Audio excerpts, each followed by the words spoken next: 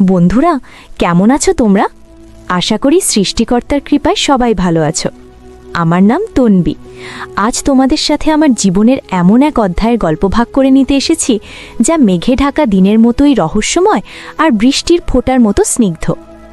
আমার বয়স এখন ২৭। প্রায় ৪ বছর আগে ঋষভের সাথে আমার বিয়ে হয়। ঋষভ একজন নামকরা নগর পরিকল্পনাবিদ। ওর কাজের প্রতি ভালোবাসা আর নিষ্ঠা আমাকে মুগ্ধ করে, কিন্তু ওর এই ব্যস্ততাই আমাদের মাঝে এক অদৃশ্য দেওয়াল তুলে দিয়েছে। কাজের প্রয়োজনে ওকে প্রায়ই এক শহর থেকে অন্য শহরে ছুটে বেড়াতে হয়। ফলে এই সুন্দর করে সাজানো ফ্ল্যাটটা আমার কাছে এক বিশাল শূন্যতা ছাড়া আর কিছুই মনে হয় না। একা একা বারান্দায় দাঁড়িয়ে যখন অস্তগামী সূর্যের দিকে তাকিয়ে থাকি, তখন মনে হয় আমার জীবনের আনন্দগুলো যেন ওর সাথেই অস্ত যাচ্ছে। তবে গত শ্রাবণ মাসে আমার এই একঘেয়ে জীবনে এক ঝলক খুশির খবর নিয়ে এলো একটা ফোন কল। আমার ছোট খালা ফোন করে জানালেন তার মেয়ে রূপার বিয়ে। আমাদের গ্রামের বাড়ি মাধবপুরে।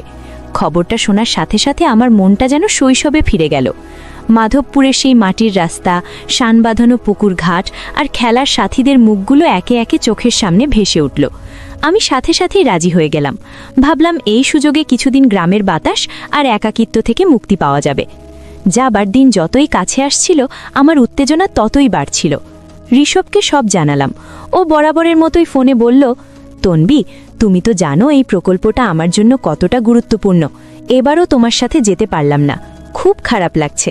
তুমি মন খারাপ করো না, খুব আনন্দ করে এসো। আমি শুধু একটা দীর্ঘশ্বাস ফেলে বললাম, তুমি নিজের খেয়াল রেখো। অবশেষে সেই দিনটা এলো। আমি একটা হালকা সবুজ রঙের শাড়ি পরলাম, যেটা ঋষভ আমার জন্মদিনে দিয়েছিল। ব্যাগ গুছিয়ে বেরিয়ে পড়লাম বাসস্ট্যান্ডের উদ্দেশ্যে। আকাশটা সকাল থেকেই গোমড়া মুখে ছিল, যেন অভিমান করে আছে। আমার আসলেই মেঘলা আবহাওয়াটা বেশ লাগছিল। মনে হচ্ছিল আকাশটাও যেন আমার মনেরই প্রতিচ্ছবি। বাসের জানালার পাশে বসে বাইরের দৃশ্য দেখতে দেখতে কখন যে সময় কেটে গেছে বুঝতেই পারিনি। মাধবপুরের বাসস্ট্যান্ডে যখন নামলাম, তখন টিপটিপ করে বৃষ্টি শুরু হয়েছে। আমি ছাউনির নিচে দাঁড়িয়ে আমার খালাতো ভাই সৌরভকে ফোন দিলাম। ওরই আমাকে নিতে আসার কথা। সৌরভ ফোন ধরে জানালো, দিদি, আর 5টা মিনিট অপেক্ষা করো, আমি প্রায় চলে এসেছি। কিন্তু 5 মিনিট পেরোনোর আগেই প্রকৃতি যেন তার সমস্ত অভিমান উগরে দিল। টিপটিপ বৃষ্টি মুহূর্তেই মুষলধারার বর্ষণের রূপ নিল। চারদিক বৃষ্টির সাদা চাদরে ঢেকে গেল, আর তার সাথে যোগ হলো মেঘের গম্ভীর গর্জন। ছোটবেলা থেকেই আমার মেঘের ডাকে ভীষণ আতঙ্ক। ভয়ে আমার বুকটা কেঁপে ওঠে। বাসস্ট্যান্ডের পুরনো ছাউনিটা বৃষ্টির তোড় সামলাতে পারছিল না। আমি উপায় না দেখে পাশের একটা বন্ধ দোকানের ছাদের নিচে আশ্রয় নিলাম। জায়গাটা একদম ফাঁকা। বৃষ্টির একটানা শব্দ ছাড়া আর কোনো আওয়াজ নেই। হঠাৎ বিকট শব্দে কাছাকাছি কোথাও বাজ পড়ল। আমি ভয়ে দুহাতে মুখ ঢেকে বসে পড়লাম। মনে হলো যেন পৃথিবীটা দুলে উঠল। চোখ খুলে দেখি বৃষ্টির মধ্যে দিয়ে একজন দ্রুত পায়ে আমার দিকে এগিয়ে আসছে। প্রথমে ভয় পেলেও কাছে আসতেই চিনতে পারলাম সৌরভ। ও আমার সামনে এসে হাঁপাতে হাঁপাতে দাঁড়ালো। বৃষ্টিতে ওর সারা শরীর ভিজে চুপচুপে। কত দিন পরে দেখছি ওকে। সেই ছোট্ট সৌরভটা এখন কত লম্বা আর পরিণত হয়েছে। ওর চোখে মুখে ছিল স্পষ্ট দুশ্চিন্তার ছাপ। ও প্রায় চেঁচিয়ে বলল, দিদি, তুমি এখানে একা একা? আমি তোমায় ফোন করছিলাম, কিন্তু নেটওয়ার্ক পাচ্ছিলাম না। পুরো ভিজে গেছো তো? আমি ওর দিকে তাকিয়ে ফ্যাকাশে হাসলাম। বললাম, কি করব, হঠাৎ করেই এমন বৃষ্টি নামলো। তুইও তো পুরো ভিজে গেছিস। সৌরভ আমার কথা শুনে একটু হাসার চেষ্টা করলো, কিন্তু ওর দৃষ্টি আমার দিকে স্থির। আমি অস্বস্তিতে শাড়ির আঁচলটা গায়ে জড়িয়ে নিলাম। ঠিক সেই মুহূর্তে আবারও একটা মেঘের ডাক শোনা গেল। আমি ভয়ে শিউরে উঠে এক পা পিছিয়ে গেলাম, আর তাতেই ঘটল বিপত্তি। ভেজা মেঝেতে আমার পা পিছলে গেল। আমি ভারসাম্য হারিয়ে পড়ে যাচ্ছিলাম। পড়ে যাওয়ার ঠিক আগের মুহূর্তে আমি দেখলাম সৌরভ এক ঝটকায় আমার হাতটা ধরে ফেলেছে। তার শক্ত হাতের মুঠোয় আমার হাতটা যেন আশ্রয় খুঁজে পেল। আমি ওর দিকে তাকালাম। ওর চোখে ছিল গভীর উদ্বেগ আর এক অদ্ভুত মায়া, যা আগে কখনো দেখিনি। আমাদের দুজনের মাঝে তখন শুধু বৃষ্টির ঝমঝম শব্দ আর এক রাশি নীরবতা। আমি ওর হাত ধরে কোনো মতে নিজেকে সামলে দাঁড়ালাম, কিন্তু আমার বুকের ভেতরের কাঁপুনিটা তখনও থামেনি। সৌরভের সেই নির্ভরতা আমার পরিচিত সব অনুভূতির বাইরে এক নতুন জগতের দরজা খুলে দিয়েছিল। সৌরভের শক্ত হাতের মুঠোয় নিজেকে সামলে নিয়ে আমি ধীর পায়ে সোজা হয়ে দাঁড়ালাম, কিন্তু মেঘের সেই ভয়াল গর্জন আর পড়ে যাওয়ার আতঙ্ক তখনও আমার শরীরটাকে কাঁপিয়ে দিচ্ছিল। আমি ওর হাতটা ছাড়িয়ে নিয়ে একটু সরে দাঁড়ালাম। বললাম, ধন্যবাদ রে সৌরভ, তুই না থাকলে আজ একটা বড় অঘটন ঘটে যেত। সৌরভ আমার দিকে তাকিয়ে নরম গলায় বলল, দিদি, তুমি ঠিক আছো তো? খুব ভয় পেয়েছো তাই না? ও ওর গলার স্বরটা এতটাই শান্ত আর স্নেহপূর্ণ ছিল যে আমার মনের আতঙ্কটা অনেকটাই কেটে গেল। আমি মাথা নেড়ে বললাম, ঠিক আছে, তবে এভাবে বৃষ্টিতে দাঁড়িয়ে থাকলে আমাদের দুজনেরই ঠান্ডা লেগে যাবে। বৃষ্টি কমার কোনো লক্ষণই দেখা যাচ্ছিল না, বরং ঝোড়ো হাওয়ার দাপটে বৃষ্টির ছাট এসে আমাদের আরও ভিজিয়ে দিচ্ছিল। সৌরভ চারদিকে তাকিয়ে হঠাৎ একটা সমাধান খুঁজে বের করল। ও আঙুল তুলে সামনের একটা পুরনো বাড়িকে দেখিয়ে বলল, দিদি, ওই যে বাড়িটা দেখছো, ওটা আমাদের গৌরদা মাস্টারমশাইয়ের বাড়ি। উনি সম্পর্কে আমাদের এক দূর সম্পর্কের আত্মীয়। উনি এখন আর এখানে থাকেন না, কলকাতায় ছেলের কাছে থাকেন, কিন্তু বাড়ির চাবি আমাদের কাছেই থাকে। চলো ওখানে গিয়ে কিছুক্ষণ আশ্রয় নিই, বৃষ্টিটা একটু কমলে তারপর বাড়ির দিকে রওনা দেব। এই মুহূর্তে এর চেয়ে ভালো কোনো প্রস্তাব আর হতে পারত না। আমি সাথে সাথেই রাজি হয়ে গেলাম। দুজনে মিলে বৃষ্টির মধ্যেই সাবধানে রাস্তা পার হয়ে সেই পুরনো আমলের একতলা বাড়িটার সামনে দাঁড়ালাম। সৌরভ পকেট থেকে চাবির গোছা বের করে তালাটা খুলল। দরজা খুলতেই একটা স্যাঁতসেঁতে পুরনো গন্ধ নাকে এসে লাগলো। দীর্ঘদিন বন্ধ থাকায় বাড়িটার ভেতরে কেমন একটা থমথমে পরিবেশ। আমরা ভেতরে ঢুকে দরজাটা বন্ধ করে দিলাম। বাইরের বৃষ্টির শব্দটা কিছুটা কমে আসতেই একটা অদ্ভুত নিস্তব্ধতা নেমে এলো। সৌরভ মোবাইল থেকে ফ্ল্যাশলাইট জ্বালাতেই দেখলাম ঘরের আসবাবপত্রগুলো সাদা চাদরে ঢাকা, যেন কোনো এক অজানা সময়ের স্মৃতি আংলে ঘুমিয়ে আছে। সৌরভ আমার দিকে তাকিয়ে বলল, দিদি, তুমি এখানে একটু বসো, আমি দেখছি শুকনো কিছু পাওয়া যায় কিনা। ও ভেতরে চলে গেল। আমি বসার ঘরের একটা চেয়ারে বসলাম। দেওয়ালে টাঙানো পুরনো দিনের কিছু সাদা কালো ছবি, কোনো এক পরিবারের হাসি মুখ, কোনো শিশুর প্রথম চলার মুহূর্ত, যেন এই নিস্তব্ধ বাড়িতে জীবনের গল্প শোনাচ্ছিল। আমার হঠাৎ করেই নিজের ফ্ল্যাটটার কথা মনে পড়ল। সেখানেও তো আমি এভাবেই একা থাকি, শুধু নীরবতাটা সেখানকার সঙ্গী, আর এখানকার নীরবতাটা কেমন যেন রহস্যময়। কিছুক্ষণ পর সৌরভ দুটো শুকনো তোয়ালে আর একটা শাড়ি হাতে ফিরে এলো। শাড়িটা হয়তো মাস্টারমশাইয়ের স্ত্রীর ছিল। ও আমার হাতে দিয়ে বলল, দিদি, তুমি ভেতরের ঘরে গিয়ে কাপড়টা বদলে নাও, ভেজা কাপড়ে বেশিক্ষণ থেকো না। আমি ওর হাত থেকে শাড়িটা নিয়ে একটু ইতস্তত করছিলাম। সৌরভ আমার মনের অবস্থাটা বুঝতে পেরে বলল, সংকোচ করো না দিদি, এখানে আমরা ছাড়া আর কেউ নেই, আমি বাইরের ঘরে আছি। আমি আর কথা না বাড়িয়ে ভেতরের ঘরে চলে গেলাম। ঘরটা ছোট, একপাশে একটা পুরনো খাট আর একটা কাঠের আলমারি। আমি দরজাটা ভেজিয়ে দিয়ে ভেজা শাড়িটা খুলে মাস্টারমশাইয়ের স্ত্রীর দেওয়া নীল পাড়ের তাঁতের শাড়িটা পরলাম। শরীরটা শুকিয়ে যাওয়ায় বেশ আরাম লাগছিল। ঘর থেকে বেরিয়ে দেখি সৌরভও ভেজা জামা ছেড়ে একটা শুকনো শার্ট পরেছে, যেটা হয়তো মাস্টারমশাইয়ের আলমারি থেকেই পেয়েছে। ওকে সাদামাটা পোশাকেও বেশ পরিণত আর দায়িত্বশীল মনে হচ্ছিল। আমাকে দেখে ও মিষ্টি করে হাসল। বাইরে তখন বৃষ্টির তেজ কমে এসেছে, কিন্তু আকাশটা তখনও মেঘলা। আমরা বারান্দার পুরনো বেতের চেয়ারে এসে বসলাম। সৌরভ তার কলেজের গল্প, বন্ধুদের গল্প শোনাতে শুরু করলো। আমি মুগ্ধ হয়ে ওর কথা শুনছিলাম। কত দিন পর আমি এভাবে কারো সাথে মন খুলে কথা বলার সুযোগ পেলাম। শহরের জীবনের কৃত্রিমতার বাইরে এই সহজ সরল আলাপচারিতা আমার মনটাকে ছুঁয়ে যাচ্ছিল। হঠাৎ কথা বলতে বলতে সৌরভ থেমে গেল। ও আমার চোখের দিকে তাকিয়ে বলল, দিদি, তোমাকে একটা কথা বলবো? আমি অবাক হয়ে বললাম, হ্যাঁ বল। ও একটু ইতস্তত করে বলল, তোমাকে দেখে মনে হয় যেন তুমি হাসতে ভুলে গেছো। তোমার চোখে সবসময় একটা বিষণ্ণতার ছাপ দেখতে পাই। কলকাতায় কি তোমার ভালো লাগে না? ওর সরাসরি প্রশ্নে আমি চমকে উঠলাম। আমার ভেতরের যে কষ্টটা আমি সবার থেকে আড়াল করে রাখি, সেটাই ছেলেটা এত সহজে ধরে ফেলল। আমার চোখ দুটো ছলছল করে উঠল। আমি মুখ ঘুরিয়ে নিলাম, যাতে ও আমার চোখের জল দেখতে না পায়। সৌরভ আমার পাশে এসে দাঁড়ালো। ও আমার কাঁধে হাত রাখল না বা কোনো সান্ত্বনার কথাও বলল না, শুধু খুব শান্ত গলায় বলল, যদি কখনো মন খারাপ হয় বা কারো সাথে কথা বলতে ইচ্ছে করে, আমাকে ফোন করিস দিদি। আমি হয়তো তোমার সব সমস্যার সমাধান করতে পারবো না, কিন্তু আমি তোমার কথাগুলো শোনার জন্য সব সময় থাকব। ওর এই কথাগুলো আমার মনের গভীরে গিয়ে আঘাত করল। আমি আর নিজেকে সামলাতে পারলাম না। আমার চোখ দিয়ে জল গড়িয়ে পড়ল। সৌরভ চুপচাপ আমার পাশে দাঁড়িয়ে রইল, আমাকে কাঁদার সুযোগ করে দিল। সেই মুহূর্তে ওর সান্নিধ্য আমার কাছে এক বিশাল আশ্রয় বলে মনে হলো। আমি বুঝতে পারলাম, আমাদের দুজনের মধ্যে শুধু ভাই বোনের সম্পর্ক নয়, এর বাইরেও এক নতুন গভীর বন্ধুত্বের সম্পর্ক তৈরি হচ্ছে। এই সম্পর্কটা আমার একাকী জীবনে এক নতুন আশার আলো নিয়ে এসেছিল।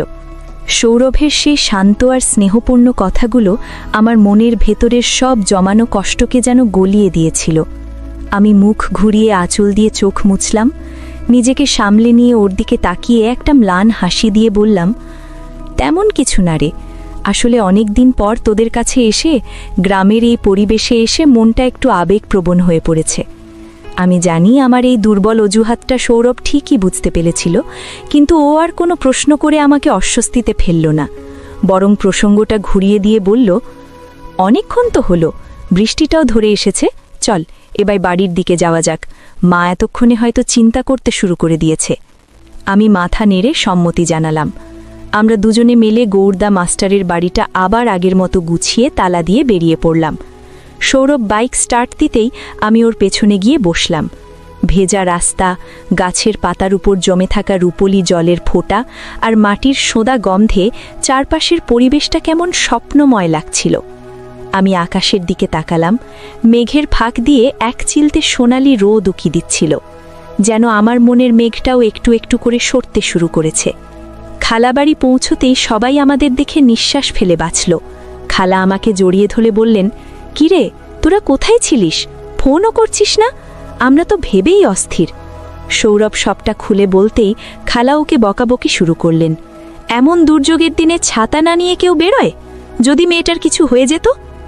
আমি খালাকে থামিয়ে দিয়ে বললাম, না খালা, ওর কোনো দোষ নেই, আমি ওকে ফোন করে তাড়াতাড়ি আসতে বলেছিলাম, আর দেখো আমরা তো ঠিকঠাকই চলে এসেছি। আমি আর চোখে সৌরভের দিকে তাকালাম। ও আমার দিকে তাকিয়ে কৃতজ্ঞতার হাসি হাসল। বিকেল গড়াতেই বাড়িটা বিয়ে বাড়ির আনন্দে মেতে উঠল। চারদিকে গান, হাসি আর হইচই। আমি সবার সাথে গল্প করছিলাম, কাজে সাহায্য করছিলাম, কিন্তু আমার মনটা বারবার সৌরভের কাছাকাছি থাকতে চাইছিল। ও যখনই আমার কাছাকাছি আসছিল, আমার বুকের ভেতরের ধুকপুকানিটা বেড়ে যাচ্ছিল। এই অনুভূতিটা আমার কাছে একেবারেই নতুন। সন্ধ্যার দিকে গায়ে হলুদের অনুষ্ঠান শুরু হলো। মেয়েরা সব হলুদ শাড়ি পরেছে, হাতে হলুদের বাটি নিয়ে নাচ গান করছে। আমি বারান্দার এক কোণে দাঁড়িয়ে এই আনন্দ উৎসব দেখছিলাম। আমার নিজের বিয়ের দিনের কথা মনে পড়ে যাচ্ছিল।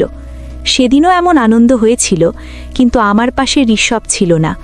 ও কাজের জন্য বিয়ের ঠিক আগের দিন এসে পৌঁছেছিল। হঠাৎ আমার ভাবনার সুতো ছিঁড়ে গেল সৌরভের ডাকে। ও এক বাটি হলুদ নিয়ে আমার সামনে এসে দাঁড়িয়েছে। ওর মুখে লেগে আছে দুষ্টু হাসি। ও আমার দিকে তাকিয়ে বলল, দিদি, শুধু দাঁড়িয়ে দাঁড়িয়ে দেখলেই হবে? অনুষ্ঠানে তো অংশ নিতে হবে। আমি কিছু বলার আগেই ও আমার দুই গালে আলতো করে হলুদ লাগিয়ে দিল। ওর আঙুলের সেই কোমল অনুভূতি আমার সারা শরীরে এক অদ্ভুত শিহরণ জাগিয়ে তুলল। আমার মনে হলো আমার এতদিনের জমানো সব কষ্ট, সব একাকিত্ব যেন এই হলুদের স্নিগ্ধ রঙে মুছে যাচ্ছে। আমিও নিজেকে আর আটকাতে পারলাম না। এক চিমটে হলুদ নিয়ে ওর গালে মাখিয়ে দিলাম। আমাদের দুজনের চোখাচোখি হতেই ও যেন একটু লজ্জা পেয়ে গেল। রাত বাড়ার সাথে সাথে বিয়ের আয়োজন আরও জমে উঠল। আমি সারা দিনের ক্লান্তিতে একটু বিশ্রাম নেবার জন্য দোতলার ঘরে চলে এলাম। খালা আমাকে শোয়ার ব্যবস্থা করে দিয়েছেন একদম কোণের একটি ঘরে। ঘরটা ছোট, কিন্তু বেশ নিরিবিলি। আমি ঘরে এসে দরজাটা বন্ধ করতে গিয়ে দেখলাম পুরনো দিনের কাঠের দরজা হওয়ায় ছিটকুনিটা ঠিকমতো লাগছে না। অনেক চেষ্টা করেও যখন পারলাম না, তখন হাল ছেড়ে দিয়ে দরজাটা শুধু ভেজিয়ে রাখলাম। ভাবলাম বাড়ির ভেতরেই তো, সবাই নিজেদের কাজে ব্যস্ত, আর কেই বা আসবে এই ঘরে। আমি কাপড় বদলে একটা হালকা পোশাক পরে বিছানায় শুয়ে পড়লাম, কিন্তু চোখে ঘুম আসছিল না। আজকের দিনের ঘটনাগুলো বারবার মনের পর্দায় ভেসে উঠছিল। সৌরভের সেই উদ্বিগ্ন মুখ, ওর স্নেহপূর্ণ কথা, আর হলুদের অনুষ্ঠানে ওর সেই দুষ্টুমি, সবকিছুই আমার মনকে দোলা দিচ্ছিল। আমি বুঝতে পারছিলাম আমি ওর প্রতি মানসিকভাবে দুর্বল হয়ে পড়ছি। কিন্তু এই সম্পর্কের কি কোনো ভবিষ্যৎ আছে? আমি একজন বিবাহিত নারী, আর ও আমার ছোট ভাইয়ের মতো। এইসব ভাবতে ভাবতেই হঠাৎ আমার মনে হলো ঘরের দরজাটা যেন খুব ধীরে নিঃশব্দে কেউ খুলল। আমার বুকের ভেতরটা ধড়াস করে উঠল। আমি ভয়ে চোখ বন্ধ করে ঘুমের ভান করে শুয়ে রইলাম। আগন্তুক খুব সাবধানে দরজাটা আবার আগের মতো ভেজিয়ে দিল। তারপর ধীর পায়ে আমার বিছানার দিকে এগিয়ে আসতে লাগল। আমার হৃৎপিণ্ডটা এমনভাবে লাফাচ্ছিল যে মনে হচ্ছিল শব্দটা বুঝি বাইরে থেকেও শোনা যাবে। ছায়ামূর্তিটা আমার বিছানার পাশে এসে দাঁড়ালো। তারপর যা ঘটল তা আমার কল্পনার বাইরে ছিল। ও কোনো শব্দ না করে আমার বিছানার পাশে মেঝেতে পাতা একটা ছোট মাদুরে বসে পড়ল। আমি চোখটা খুব সামান্য খাঁক করে দেখার চেষ্টা করলাম। আবছা অন্ধকারেও আমি অবয়বটা চিনতে পারলাম। সৌরভ! আমি অবাক হয়ে গেলাম। ওইখানে কেন? ও কি চায়? আমি নড়াচড়া করার সাহস পেলাম না। ও শুধু চুপচাপ বসে রইল, যেন আমার ঘরের নীরবতার একজন অংশীদার হতে এসেছে। ওর উপস্থিতি আমাকে ভয় পাওয়ানোর বদলে এক অদ্ভুত শান্তিতে ভরিয়ে দিল। মনে হচ্ছিল এই পৃথিবীতে অন্তত একজন মানুষ আছে যে আমার না বলা কথাগুলো বুঝতে পারে, যে আমার একাকিত্বের সঙ্গী হতে চায়। অনেকক্ষণ পর সৌরভ খুব নিচু গলায় বলল, দিদি তুমি ঘুমিয়ে পড়েছ? ওর গলার স্বরে এমন এক মায়া ছিল যে আমি আর ঘুমের ভান করে থাকতে পারলাম না। আমি উঠে বসলাম, বললাম, না, ঘুম আসছে না, তুই এখানে কেন? সৌরভ আমার দিকে না তাকিয়েই বলল, নিচে খুব হইচই হচ্ছিল, তাই একটু নিরিবিলি খুঁজছিলাম। তুমি ঘুমাও দিদি, আমি শুধু কিছুক্ষণ এখানে বসে থেকে চলে যাব। ওর কথা শুনে আমার বুকের ভেতরটা কেমন করে উঠল। আমি বুঝতে পারছিলাম ও শুধু নিরিবিলি খুঁজছিল না, ও খুঁজছিল এক নীরব আশ্রয়, ঠিক যেমনটা আমিও খুঁজছিলাম। আমি ওর দিকে তাকিয়ে বললাম, মেঝেতে কেন? খাটে এসে বস। সৌরভ প্রথমে একটু ইতস্তত করল, তারপর ধীর পায়ে উঠে এসে আমার থেকে কিছুটা দূরত্ব বজায় রেখে খাটের এক কোণে বসল। ঘরটা আবছা অন্ধকারে ঢাকা, শুধু জানালার ফাঁক দিয়ে চাঁদের এক ফালি আলো এসে পড়েছে। সেই আলোয় ওর মুখের চিন্তিত মায়াবী চেহারাটা আমি স্পষ্ট দেখতে পাচ্ছিলাম। আমরা দুজনেই অনেকক্ষণ চুপ করে রইলাম, কোনো কথা খুঁজে পাচ্ছিলাম না। এই নীরবতার মধ্যেই যেন আমাদের মনের সব না বলা কথাগুলো আদান প্রদান হয়ে যাচ্ছিল। অবশেষে আমিই নীরবতা ভাঙলাম, বললাম, তোর কি কোনো সমস্যা হয়েছে সৌরভ? তোকে খুব চিন্তিত মনে হচ্ছে। সৌরভ একটা দীর্ঘশ্বাস ফেলে বলল, না দিদি, তেমন কিছু না, আসলে মাঝে মাঝে খুব একা লাগে, মনে হয় আমার কথাগুলো শোনার মতো কেউ নেই। ওর এই সহজ স্বীকারোক্তি আমার বুকের গভীরে গিয়ে লাগলো। আমি ওর দিকে তাকিয়ে বললাম, কেন, আমি তো আছি, তোর যখনই কথা বলতে ইচ্ছে করবে আমাকে বলবি। আমার কথা শুনে সৌরভ আমার দিকে তাকালো। ওর চোখে ছিল কৃতজ্ঞতা আর এক অদ্ভুত নির্ভরতা। ও বলল, জানি দিদি, তুমি আসার পর থেকে আমার মনে হচ্ছে আমি আর একা নই। সেই রাতে আমাদের মধ্যে অনেক কথা হলো। ওর ভবিষ্যৎ পরিকল্পনা, ওর স্বপ্ন, ওর ভয়, সব কিছু আমার সাথে ভাগ করে নিল।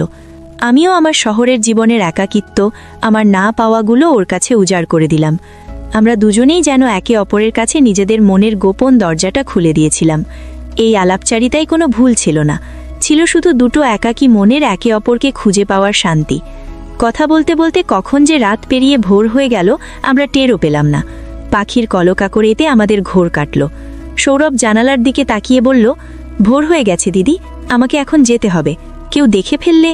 ও কথাটা শেষ করল না, কিন্তু আমিও না বলা ভয়টা বুঝতে পারলাম।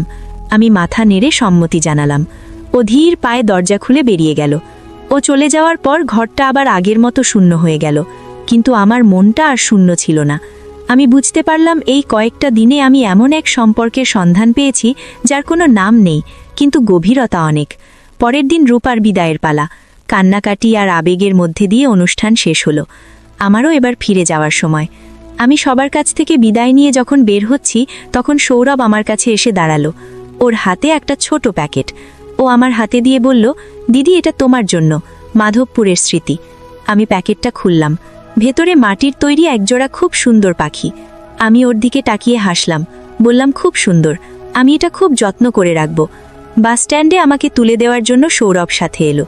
বাস ছাড়ার ঠিক আগ মুহূর্তে ও আমার দিকে তাকিয়ে বলল, দিদি, নিজের খেয়াল রেখো আর ফোন করো। আমি বাসের জানালায় বসে ওর দিকে তাকিয়ে মাথা নাড়লাম। বাসটা চলতে শুরু করলো। সৌরভের চেহারাটা ধীরে ধীরে ঝাপসা হয়ে আসতে লাগলো। আমার চোখ দিয়ে দুফোঁটা জল গড়িয়ে পড়ল। এটা বিদায়ের কষ্ট নাকি এক নতুন অনুভূতি পাওয়ার আনন্দ আমি জানি না। ফ্ল্যাটে ফিরে আসার পর আমার জীবনটা আবার আগের মতোই একঘেয়ে হয়ে গেল, কিন্তু এখন আর আমার ততটা একা লাগে না। যখনই মন খারাপ হয় আমি বারান্দায় গিয়ে দাঁড়াই আর মাটির পাখি দুটোর দিকে তাকিয়ে থাকি। সৌরভের সাথে আমার প্রায়ই ফোনে কথা হয়। আমরা ঘন্টার পর ঘন্টা গল্প করি। আমাদের সম্পর্কের কোনো নাম নেই, হয়তো কোনোদিনও হবে না, কিন্তু আমরা জানি দূরে থেকেও আমরা একে অপরের সবচেয়ে কাছের বন্ধু। ঋষভ আগের মতোই ব্যস্ত।